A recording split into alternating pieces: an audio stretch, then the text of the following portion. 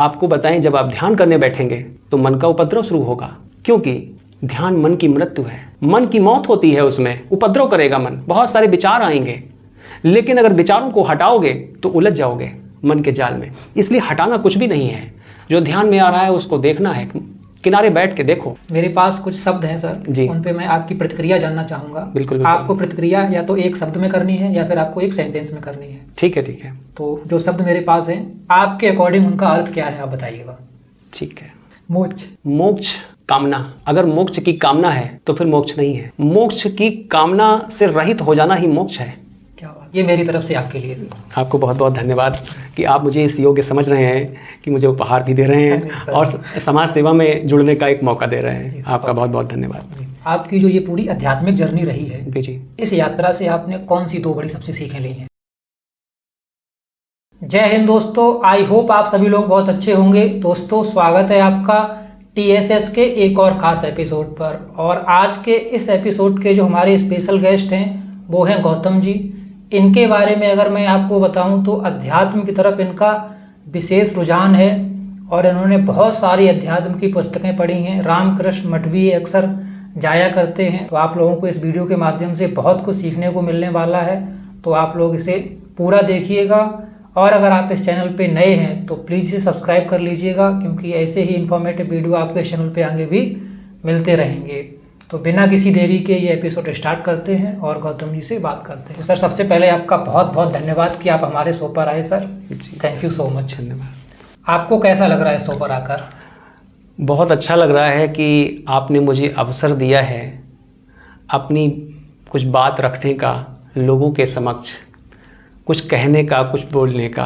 Okay, आप अपने बारे में एक छोटा सा इंट्रोडक्शन हमारे दर्शकों को दे दीजिए। वैसे तो अगर इंट्रोडक्शन की बात की जाए तो इस शरीर का नाम गौतम मिश्रा है, एक छोटा सा परिवार है और साधारण जीवन जीने का अभ्यासी हूँ, साधारण व्यक्ति हूँ और अध्यात्म के पथ पर यात्रा चल रही है और अपने असली परिचय को जानने के लिए जो मैंने यात्रा शुरू की है वो अभी भी जारी है।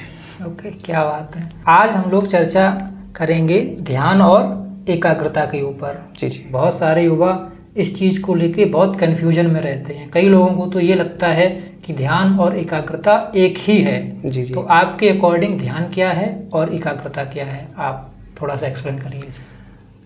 देखिए, एकाग्रता और ध्यान प्रायः हम एक ही समझ बैठे हैं।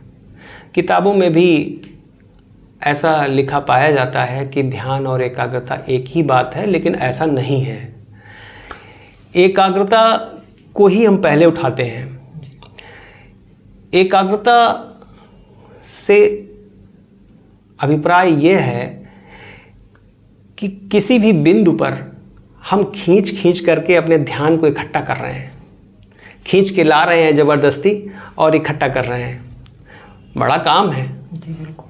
एकाग्रता बड़ा काम है, बड़ी मेहनत का, परिश्रम का काम है और बहुत लोग प्रयास कर रहे हैं। और एकाग्रता युवाओं के लिए सबसे ज़्यादा आकर्षण का शब्द रहा है, बिल्कुल। खासकर विद्यार्थियों के लिए, क्योंकि विद्यार्थियों को एकाग्रता की बड़ी आवश्यकता है, क्योंकि उनको बहुत जल्दी ही सब कुछ याद हो जाए, तो एकाग्रता की तो आवश्यकता है। बिल्कुल सर। तो मैं ये कहना चाहूँगा कि एकाग्रता कोई नकारात्मक नहीं है, कि कोई नकारात्मक बात हो। हाँ, थोड़ा श्रम ज़्यादा है। किसी चीज़ को खींच के लाना और इकट्ठा करना एक जगह पर एकाग्रता है। और एकाग्रता के लाभ हैं कि बड़ी बड़ी उपलब्धियां हासिल की जा सकती हैं। अगर किसी को भौतिक जगत में कोई बड़ी उपलब्धियां हासिल करनी हो तो एकाग्रता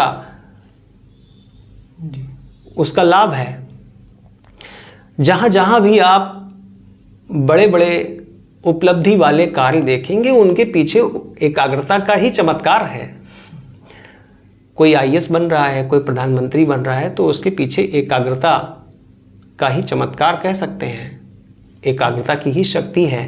क्योंकि एकाग्रता से उपलब्धियां, रिद्धियां, सिद्धियां हमें मिलती हैं, लेकिन उपलब्धियां, रिद्धियां, सिद्धियां और अधिक श्रम, ये सब तनाव का कारण है। ये सब तनाव पैदा करता है। शांति कहाँ? हाँ, अगर शांति चाहिए तो कुछ दूसरा सोचना पड़ेगा। ओके, तो जैसे कि अभी आपने एकाग्रता के ऊपर अपनी बात रखी, अब मैं चाहता हूं कि आप ध्यान के ऊपर अपनी बात रखें। ध्यान चित्त की विस्तीर्ण अवस्था है, फैलाव है, विस्तार है। ध्यान में अपने सारे दरवाजे खिड़की खोल के बैठना होता है। जब ध्यान करने बैठ रहे हैं, कोई बाधा नहीं ध्यान में। सड़क से गुजरती हुई गाड़ी की कोई आवाज़ आए, स्वीकार है। घर में बर्तनों की खटपट हो, वो भी स्वीकार है। कुत्ते का भौंकना भी स्वीकार है, किसी का बोलना भी स्वीकार है, कोई बाधा नहीं। एकाग्रता में बाधा है। किसी चीज़ पे हम कोई एकाग्र कर रहे हैं, किसी बिंदु पे मन को, कोई चीज़ बाहर से बाधा बन सकती है, लेकिन ध्यान में ऐसा नहीं है। ध्यान में सब स्वीकृति है। ध्यान में बाहर की बाधाएं भी स्वीकृति है और अंदर की भी बाधाएं हैं। जब ध्यान करने बैठेंगे तो बहुत सारे विचार, भावनाएं भी आएंगे, तो वो भी स्वीकार है। ध्यान सागर की तरह है, विस्तार है, गहरा है। एकाग्रता नदी की तरह है, जिसमें ज़्यादा पानी हो जाए तो बाढ़ आ जाती है, सीमाओं को तोड़ देती है, और सूखा पड़ जाए तो सूख भी जाती है। तो ध्यान विस्तार है, गहराई है। ध्यान क्रिया नहीं है, अक्रिया है। कोई परिश्रम नहीं, कोई काम नहीं, बस चुपचाप मन के किनारे बैठ करके देखना है कि क्या हो रहा है, हमारे अंतर में क्या हो रहा है। ठीक वैसे ही जैसे हम किसी चौराहे पे बैठ करके गाड़ियों का आना जाना देखते हैं, बैठ के देखना है। हाँ, जब आपको बताएं, जब आप ध्यान करने बैठेंगे तो मन का उपद्रव शुरू होगा, क्योंकि ध्यान मन की मृत्यु है, मन की मौत होती है उसमें। ध्यान में उपद्रव करेगा मन, बहुत सारे विचार आएंगे, लेकिन अगर विचारों को हटाओगे तो उलझ जाओगे मन के जाल में। इसलिए हटाना कुछ भी नहीं है। जो ध्यान में आ रहा है उसको देखना है, किनारे बैठ के देखो। हमारी प्रकृति शांत होने की है, तो ध्यान हमें शांति की गहराई में उतारता है। हमारे अंदर शून्य घटित होता है जब हम ध्यान की गहराई में उतरते हैं। यही समाधि की अवस्था है, शून्य घटित होता है। अच्छा, ध्यान कम से कम कितने समय तक करना चाहिए? ये बहुत अच्छा प्रश्न है। ध्यान कम से कम 2 घंटे। 2 घंटे? तभी क्रांति घटेगी। लेकिन ये तो बहुत मुश्किल लग रहा है ना, 2 घंटे बहुत ज़्यादा टाइम हो जाता है, तो ये कैसे पॉसिबल है?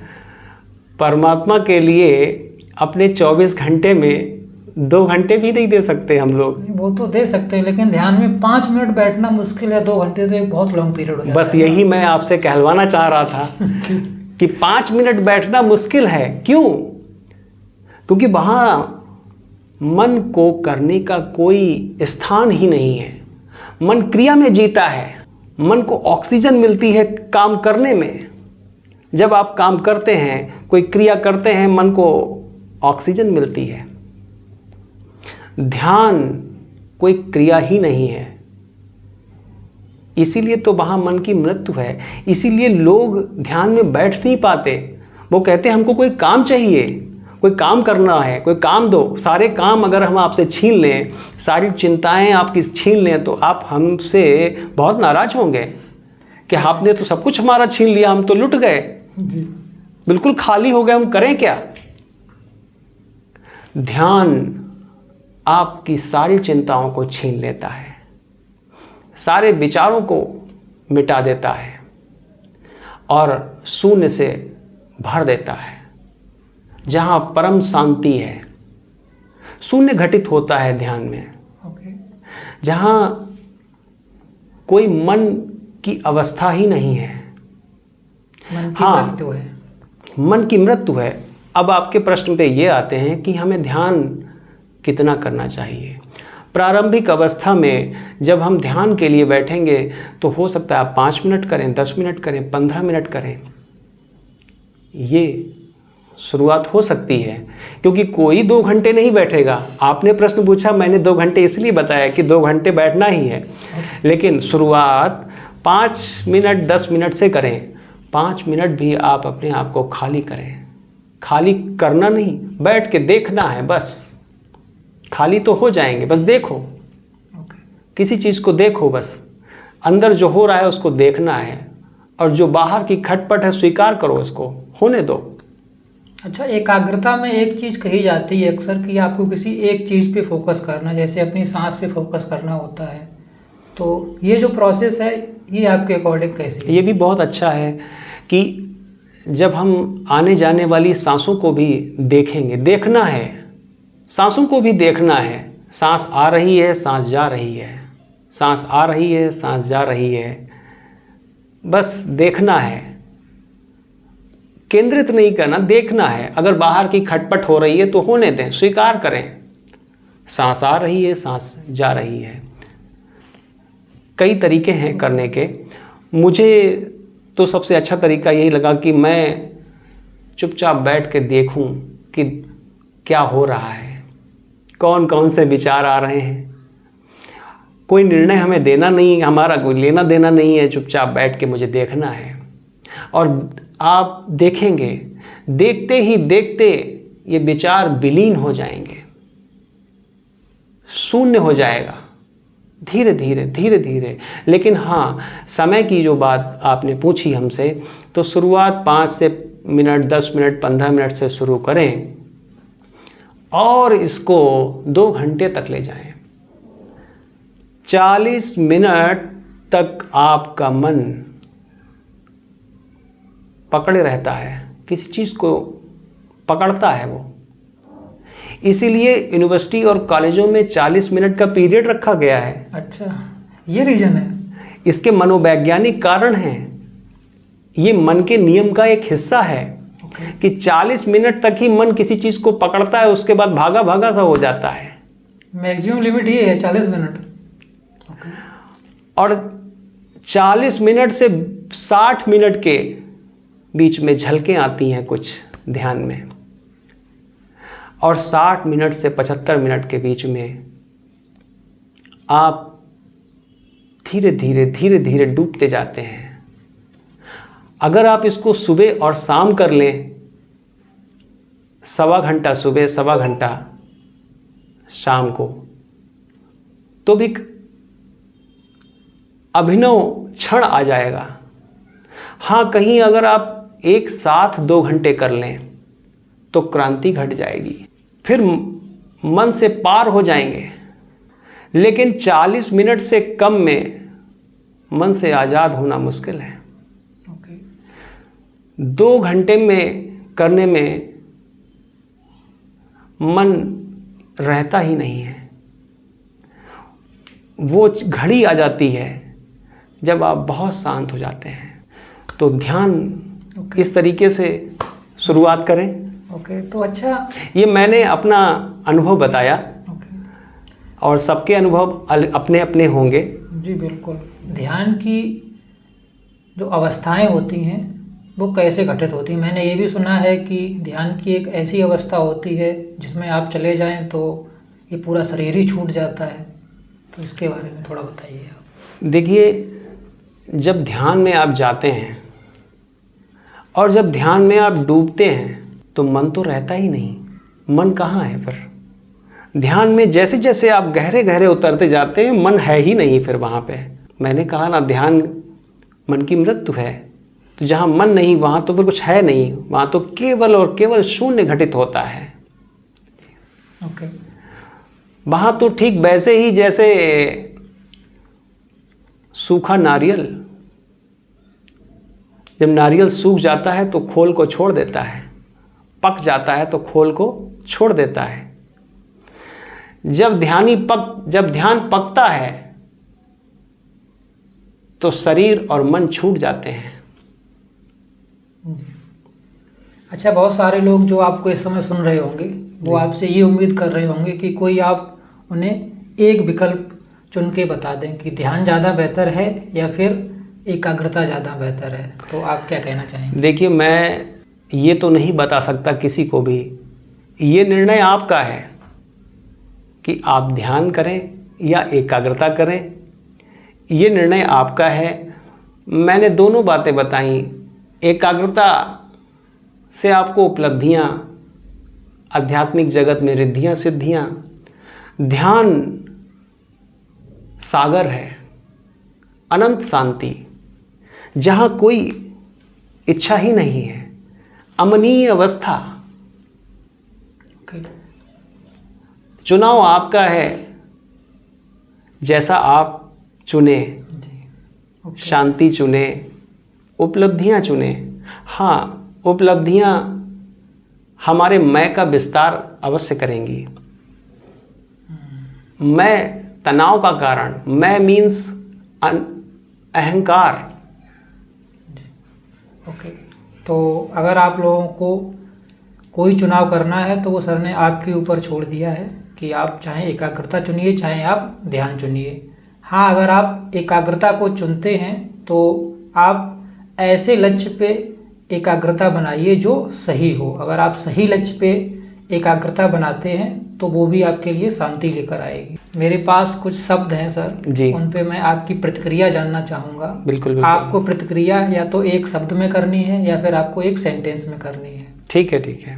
तो जो शब्द मेरे पास हैं आपके अकॉर्डिंग उनका अर्थ क्या है आप बताइएगा। ठीक है। सबसे पहला शब्द है प्रेम। सीमा रहित। ओके। मोह। जाल। क्या बात है। मोक्ष। मोक्ष, कामना। अगर मोक्ष की कामना है तो फिर मोक्ष नहीं है। मोक्ष की कामना से रहित हो जाना ही मोक्ष है। क्या बात है। ओके। स्वार्थ। स्वार्थ से मेरा अभिप्राय कोई नकारात्मक नहीं। स्वार्थ का अगर संधि विच्छेद कर दें तो स्व अर्थ, स्वयं को जानना, स्व के अर्थ को जानना, अपने को जानना। क्या बात है। अगला वर्ड है जीवन। जीवन होश। ओके। होश में जीवन है, बेहोशी में कोई जीवन नहीं। ओके। मन। भूत और भविष्य। आपने वर्तमान नहीं बोला, क्यों? वर्तमान में मन का कोई अस्तित्व नहीं, उसकी मृत्यु हो जाती है। उसकी मृत्यु होती है। क्या बात है। अगला वर्ड है दुख। दुख सुख की छाया है। ठीक वैसे ही जैसे बैलगाड़ी के चक्के बैलों के पीछे, ओके। सुख आया और दुख भी पीछे। ओके। तो मतलब सुख के साथ दुख है और दुख के साथ सुख है, दोनों एक साथ, दोनों आगे एक पीछे। साथ, आगे पीछे। ओके। तो ये सारे वर्ड्स ख़त्म होते हैं, तो इनका आपने बहुत अच्छे से आंसर किया है। आई होप आप लोगों को सर के आंसर पसंद आए होंगे। एक सर एक्टिविटी है जी जी जिसे मैंने इमोशनल एक्टिविटी नाम दिया है। जी उसमें मैं आपको एक सेंटेंस बोलने के लिए कहूँगा जी। जिसमें उसी सेंटेंस को आपको बहुत क्रोध में बोलना है।